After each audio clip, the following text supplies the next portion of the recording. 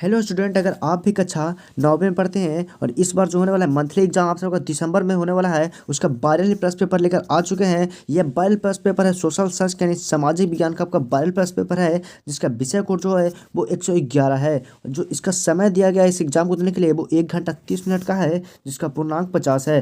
तो हम आप सबके लिए बहुत ही वायरल प्रश्न पेपर लेकर आ चुके हैं, जो कि डायरेक्ट आपके क्वेश्चन पेपर से ही मैच करने वाला है। तो चलिए हम आप सबको बिना कोई देरी किए आप सबको वायरल प्रश्न पेपर दिखाते हैं। तो ये रहा हमारा पहला नंबर प्रश्न पेपर। पहला नंबर प्रश्न पत्र हमारा क्या कह रहा है कि प्रथम विश्व युद्ध कब आरंभ हुआ था। तो प्रथम विश्व युद्ध कब आरंभ हुआ था, तो वो था 1914 ईस्वी में। ऑप्शन नंबर डी हमारा बिल्कुल ही करेक्ट ऑप्शन हो जाएगा। चलिए अगले नंबर प्रश्न को चलते हैं। दूसरा नंबर प्रश्न है जो कह रहा है कि द्वितीय विश्व युद्ध में पहला एटम बम कहाँ गिराया गया था। द्वितीय विश्व युद्ध में पहला एटम बम था जो कहाँ गिराया गया था, तो वो गिराया था हिरोशिमा पर, यानी हिरोशिमा पर गिराया गया था, यानी ऑप्शन नंबर ए बिल्कुल सही हो जाएगा। और किस देश में गिराया गया था, तो वो था हमारा जापान था, यानी जापान देश के हिरोशिमा में गिराया गया था एटम बम। तो चलिए अगले नंबर प्रश्न क्यों चलता है। अगला नंबर प्रश्न हमारा क्या कर रहा है, तीसरा नंबर प्रश्न कर रहा है कि जर्मनी को पराजित करने का श्रेय किसे दिया जाता, किस देश को है। तो किस देश को है, तो वो हमारा हो जाएगा फ्रांस को। ऑप्शन नंबर ए बिल्कुल ही करेक्ट ऑप्शन हो जाएगा, ऑप्शन नंबर ए बिल्कुल राइट ऑप्शन हो जाएगा। चलिए अगले नंबर प्रश्न क्यों चलता है। चौथा नंबर प्रश्न हमारा क्या कर रहा है कि वर्साइल्स की संधि फलस्वरूप निम्न में से किस देश के महादेश का मानचित्र बदल दिया गया। तो किस देश का मानचित्र बदल दिया गया था, तो वो हमारा हो जाएगा यूरोप का, यानी ऑप्शन नंबर ए बिल्कुल ही करेक्ट ऑप्शन हो जाएगा, यानी ऑप्शन नंबर ए बिल्कुल सही हो जाएगा। चलिए अगले नंबर प्रश्न को चलते हैं। पांचवा नंबर प्रश्न हमारा क्या कर रहा है कि नाजी पार्टी का प्रतीक चिन्ह क्या था। नाजी पार्टी का प्रतीक चिन्ह क्या था, तो क्या था, तो ये हो जाएगा हमारा स्वास्तिक, ऑप्शन नंबर बी बिल्कुल करेक्ट ऑप्शन हो जाएगा। चलिए अगले नंबर प्रश्न को चलते हैं। अगले नंबर प्रश्न हमारा क्या कर रहा है, छठा नंबर प्रश्न है वो कह रहा है कि माइन काम्फ किसकी रचना है। तो किसकी रचना है, तो वो हो जाएगा हमारा हिटलर की, यानी ऑप्शन नंबर बी बिल्कुल करेक्ट हो जाएगा। हिटलर की रचना थी माइन काम्फ, यानी ऑप्शन नंबर बी बिल्कुल करेक्ट हो जाएगा। चलिए अगले नंबर प्रश्न को चलते हैं। सातवां नंबर प्रश्न हमारा क्या कर रहा है कि जर्मनी का मुद्रा क्या है। जर्मनी का जो मुद्रा है वो क्या है, तो जर्मनी का मुद्रा है जो मार्क है, यानी ऑप्शन नंबर सी बिल्कुल ही करेक्ट ऑप्शन हो जाएगा। चलिए अगले नंबर प्रश्न को चलते हैं। आठवां नंबर प्रश्न हमारा क्या कर रहा है कि भारत का संविधान कब लागू हुआ था। तो भारत का संविधान बच्चों कब लागू हुआ था, तो भारत का संविधान जो हुआ था 26 जनवरी 1950 ईस्वी को लागू हो गया था, ऑप्शन नंबर डी बिल्कुल ही करेक्ट ऑप्शन हो जाएगा, ऑप्शन नंबर डी बिल्कुल राइट ऑप्शन हो जाएगा। चलिए अगले नंबर प्रश्न को चलते हैं। अगला नंबर प्रश्न हमारा नौवां नंबर प्रश्न क्या कर रहा है कि लोकतांत्रिक संविधान में निम्न में से कौन सा प्रधान नहीं रहता है। तो कौन सा नहीं रहता है, तो ये हमारा हो जाएगा शासन प्रमुख का नाम, यानी ऑप्शन नंबर बी बिल्कुल करेक्ट हो जाएगा। ऑप्शन नंबर बी है जो बिल्कुल ही करेक्ट हो जाएगा। चलिए अगले नंबर प्रश्न को चलते हैं। 10वां नंबर प्रश्न हमारा क्या कर रहा है, 10वां नंबर प्रश्न है जो कह रहा है कि यंग इंडिया पत्रिका के लेखक कौन है। यंग इंडिया के पत्रिका के लेखक कौन है, तो कौन हो जाएंगे, इनमें से कोई नहीं हो जाएगा। दिए गए ऑप्शन है इनमें से कोई नहीं है, सुभाष चंद्र बोस नहीं है, महात्मा गांधी नहीं है, राजेंद्र प्रसाद भी नहीं है, ऑप्शन नंबर डी बिल्कुल करेक्ट हो जाएगा। चलिए अगले नंबर प्रश्न को चलते हैं। 11वां नंबर प्रश्न हमारा क्या कर रहा है, 11वां नंबर प्रश्न हमारा कह रहा है कि भारत में किस प्रकार के शासन प्रणाली पाई जाती है। तो किस प्रकार की शासन प्रणाली जाती है, तो वो लोकतंत्र राजतंत्र पाई जाती है, ऑप्शन नंबर ए बिल्कुल ही करेक्ट हो जाएगा, ऑप्शन नंबर ए बिल्कुल ही राइट ऑप्शन हो जाएगा। चलिए अगले नंबर प्रश्न को चलते हैं। 12वां नंबर प्रश्न क्या कर रहा है, 12वां नंबर प्रश्न कर रहा है कि लोकसभा का चुनाव कितने वर्षों के अंतराल पर होता है। तो कितने वर्षों के अंतराल पर होता है, तो 5 वर्षों के अंतराल पर होता है, ऑप्शन नंबर सी बिल्कुल करेक्ट हो जाएगा। चलिए अगले नंबर प्रश्न को चलते हैं।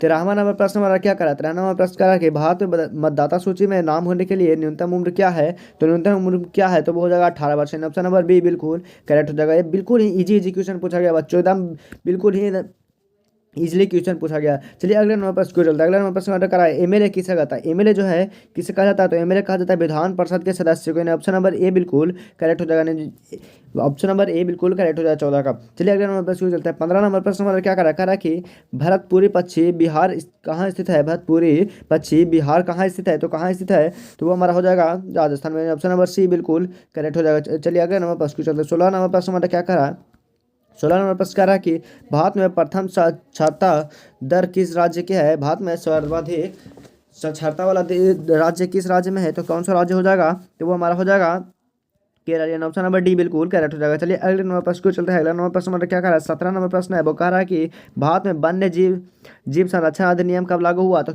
कब लागू हुआ था, तो कब लागू हुआ था, तो 1972 ईस्वी में, ऑप्शन नंबर बी बिल्कुल करेक्ट हो जाएगा। चलिए अगले नंबर प्रश्न को चलते हैं। 18वां नंबर प्रश्न हमारा क्या कर रहा है कि विश्व में सबसे अधिक वर्षा वाला किस स्थान पर देश है, तो कौन सा हो जाएगा, तो वो हमारा हो जाएगा मासीराम, यानी ऑप्शन नंबर सी बिल्कुल ही करेक्ट हो जाएगा। चलिए अगले नंबर प्रश्न को चलते हैं। 19वां नंबर प्रश्न हमारा क्या कर रहा है, कह रहा है कि भारत में दक्षिण पश्चिम मानसून का आगमन कब से होता है? तो कब से होता है? तो वो हो जाएगा हमारा 1 जून से। ऑप्शन नंबर बी बिल्कुल सही हो जाएगा। चलिए अगले नंबर प्रश्न को चलते हैं। 20वां नंबर प्रश्न क्या कर रहा है? मैग्रीब वन कहाँ पाया जाता है? मैग्रीब वन कहाँ पाया जाता है? तो मैग्रीब वन कहाँ पाया जाता है? तो वो हो जाएगा हमारा पश्चिम घाटी में। ऑप्शन नंबर बी बिल्कुल करेक्ट हो जाएगा। चलिए अगले नंबर प्रश्न को चलते हैं। 21वां नंबर प्रश्न हमारा क्या कर रहा है कि भारत की औसतन आयु की संरचना क्या है? तो क्या हो जाएगा? तो ये हो जाएगा 64.6 हो जाएगा। ऑप्शन नंबर ए बिल्कुल करेक्ट हो जाएगा। चलिए अगले नंबर प्रश्न को चलते हैं। 22वां नंबर प्रश्न हमारा क्या कर रहा है?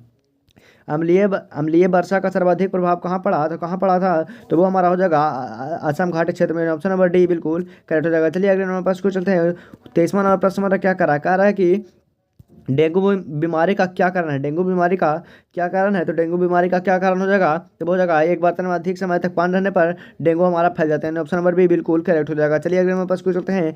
24वां नंबर प्रश्न हमारा क्या करें? भोपाल में रासायनिक गैस रिसाव कब हुआ था? तो कब हुआ था? तो हमारा हो जाएगा 1984। ऑप्शन नंबर ए बिल्कुल करेक्ट हो जाएगा। चलिए अगले नंबर प्रश्न को चलते हैं। 25वां नंबर प्रश्न वो कह रहा है कि बिहार में गरीबी रेखा के नीचे जीवन यापन करने वाली जनसंख्या का स्तर कितना है? तो कितना हो जाएगा? इसका आप लोग आंसर कमेंट में बताइएगा। ऑप्शन नंबर इसका कमेंट बताइएगा। 25 नंबर का जितना आंसर है जो आप सबको कमेंट बताएगा। पिछले वीडियो में इसका आंसर दे दिया गया है बच्चों, क्योंकि ये बहुत ही इंपॉर्टेंट प्रश्न है। जितना भी प्रश्न हम बताते हैं उतना ही इंपॉर्टेंट रहता है, इसलिए आप चैनल को सब्सक्राइब कर दीजिएगा। चलिए अगले नंबर प्रश्न को चलते हैं। अगला नंबर प्रश्न हमारा क्या कह रहा है कि देश के प्रमुख आर्थिक समस्या क्या है? देश की प्रमुख आर्थिक समस्या क्या है? तो वो हो जाएगा गरीबी तथा बेकारी। ऑप्शन नंबर डी बिल्कुल करेक्ट हो जाएगा। चलिए अगले नंबर प्रश्न को चलते हैं। 27वां नंबर प्रश्न हमारा क्या कर रहा है? 27वां नंबर प्रश्न हमारा कह रहा है कि बिहार में पाई जाने वाली बेरोजगारी है। बिहार में पाई जाने वाली बेरोजगारी है तो क्या हो जाएगा? चक्रीय हो जाएगा। ऑप्शन नंबर बी बिल्कुल करेक्ट हो जाएगा। चलिए अगले नंबर प्रश्न को चलते हैं। अगला नंबर प्रश्न हमारा क्या कह रहा है?